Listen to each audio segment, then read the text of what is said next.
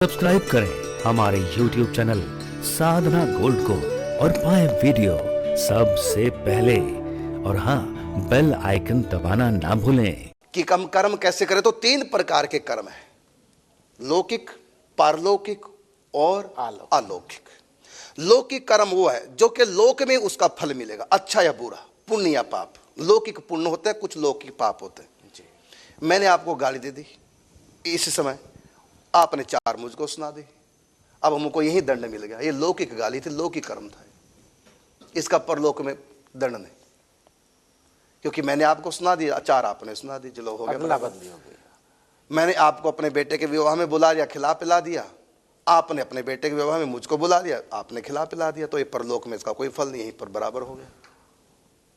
आपने पत्नी को सुख दिया, पत्नी ने आपको सुख दिया, आपने बच्चों का लालन पालन पोषण किया, बच्चों ने आपकी सेवा कर दी। ये लौकिक कर्म है। आपने कोठी मकान बना दिया, बच्चों को पढ़ा लिखा दिया, परलौकिक कर्म नहीं है, ये आगे कुछ नहीं मिलने वाला इनसे, यहीं के लिए सिर्फ लौकिक कर्म है। मुझे जो दिख रहा है बस उतने तक है। हाँ, ये लौकिक कर्म वो है जो हम जीने के लिए शरीर को केंद्र में रखकर जो कर्म करते हैं, जीने के लिए अपने यहाँ पर, वो लौकिक कर्म है। उनका फल परलोक में मिलता नहीं, ना ही संचय होता है, संचय भी नहीं होगा, यहीं पर बराबर हो जाएगा जी। अब आपने जो वो दिया एग्जामिनेशन, मैंने पेपर दिए, अब इसका परलोक में थोड़ी फल मिलेगा, फेल पास आप यहीं होंगे, यहीं पर सुख दुख मिलेगा, नौकरी यहीं मिलेगी। ये तो है नहीं कि स्वर्ग में जाके आपको बढ़िया नौकरी मिलेगी, यहीं परलोक की कर्म है, पढ़ना लिखना। ये शादी आपने करी, शादी करने का दुख या सुख जो भी होगा यहीं मिलेगा, आगे नहीं मिलने वाला है। आपने बच्चों को जन्म दिया, वो बच्चे सुख देंगे या दुख दो यहीं देंगे, ये बच्चे आगे नहीं जाएंगे, परलोक में कोई मतलब नहीं। तो जो कर्म हमारे केवल यहीं के लिए हुआ करते अच्छे या बुरे, तो आप बबूल का पेड़ लगा ली, यहाँ आपने कर्म किया तो यहीं कांटे लगेंगे, और परलोक में कोई उसका कांटा नहीं लगना। यहाँ आपने गुलाब लिया तो यहीं पर फूल लगेगा, परलोक में कोई नहीं। तो जो कर्म यहाँ के लिए है लौकिक है, और कुछ ऐसे कर्म हैं जो परलोक में हमारा काम करते हैं। और परलोक की कर्म उनको कहते हैं जिनका फल हम स्वर्ग में जाके भोगते हैं और या अगले जन्म में जाके भोगते हैं। जैसे आपने गरीब का विवाह कर दिया, गरीब की कन्या की शादी में लगा दिया पैसा, गरीब की पढ़ाई में आपने पैसा लगा दिया, कोई गरीब दीन दुखी उसके लिए भोजन की व्यवस्था कर दी, वस्त्र दे दी गरीब को, तो ये कर्म कौन से हैं? पारलौकिक। ये स्वर्ग ले जाएंगे आपको, और जब इन कर्मों का फल आप पूरा भोग लेंगे स्वर्ग में, फिर वापस जन्म लेंगे, मतलब कल्याण इससे भी नहीं हुआ आपका, अगला जन्म अच्छा हो जाएगा। आप किसी के लिए मकान बनाएंगे, अगले जन्म में आपको बने बनाई कोठी मिल जाएगी, ऐसे कोठी वाले घर में पैदा कर देंगे, लेकिन भगवान नहीं मिलेंगे। ये परलोक की कर्म है, इससे केवल परलोक सुधरता है, उससे आगे नहीं। तो ये जो कर्म है दीन दुखियों की, अभावग्रस्तों की सेवा, परलौकिक कर्म है। ये स्वर्ग आदि कुछ समय के लिए, और उसके बाद फिर अगला जन्म हो जाता है अच्छे घर में, वही सुख मिलेगा जो हमने दिया था, कई गुना होकर के मिल जाएगा, लेकिन उद्धार नहीं। ये है पारलौकिक कर्म। अब तीसरा कर्म है अलौकिक, जैसे संत सेवा की, जैसे नाम जप किया, पूजा पाठ की, गुरु की सेवा की, जब तब तपस्या की है भगवान के लिए।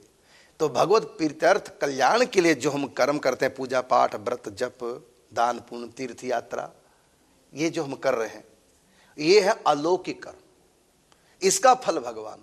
अलौकिक कर्म का अक्षय फल मिलता है, और परलौकिक कर्म का क्षय फल मिलता है, परलोक में या अगले जन्म में। तो हो गए 3 प्रकार जी। अब देखिए, एक कर्म है, वो है पैसा खर्च करना। आपने पत्नी की स्वास्थ्य पे, उसकी रोटी पाने के लिए, बच्चों के लिए, परिवार के लिए जो भी पैसा खर्च किया, आपने तो दान ही किया ना, खर्च किया उनके लिए, तो ये लौकिक कर्म है, इसका फल। और यही पैसा आप किसी गरीब के ऊपर खर्च कर दो तो परलौकिक कर्म होगा। यही पैसा आप संतों के ऊपर खर्च कर दो, कथा में खर्च कर दो, अलौकिक। पैसा वही है, कर्म वही दान का, लेकिन एक दान आपका लौकिक हो गया, एक दान परलौकिक, एक दान अलौकिक। बस आवश्यकता दृष्टिकोण की, बस कि आप खर्च कहां कर रहे हैं। और फिर इसका और विचित्र भाव है कि आपका भाव क्या है। अब देखिए, आप किसी गरीब को दान कर रहे हैं, अब ये तो परलौकिक कर्म, अलौकिक तो नहीं, परलौकिक कर्म है, अगले जन्म में अच्छा मिल जाएगा आपको जो दान किया। अब ये परलौकिक कर्म अवश्य है, लेकिन यदि आप ये भावना जोड़ दें कि मैं प्रभु की प्रसन्नता के लिए, इसके भीतर भी मेरे प्रभु बैठे हैं, मैं प्रभु की प्रसन्नता के लिए इसकी सेवा कर रहा हूं, और प्रभु ने कृपा करके मुझको सेवा का अवसर दिया, और जिसको आपने दान दिया गरीब को, उसको भी धन्यवाद दे रहे हैं कि आपके कारण से मुझको भक्ति करने का अवसर मिला है, आपकी सेवा का अवसर मिला, मेरे प्रभु की कृपा है मेरे ऊपर। इस प्रकार आप भगवान को बीच में यदि ले आएंगे, अब वो परलौकिक कर्म आपका अलौकिक हो जाएगा। स्मरण भाव, बस सिर्फ भाव चेंज होते ही भगवत भाव कर लें, उसमें कर्म में भगवत भाव कर लो। अब देखिए, पत्थर की हम पूजा करते हैं, लेकिन भावना में किसकी कर रहे हैं?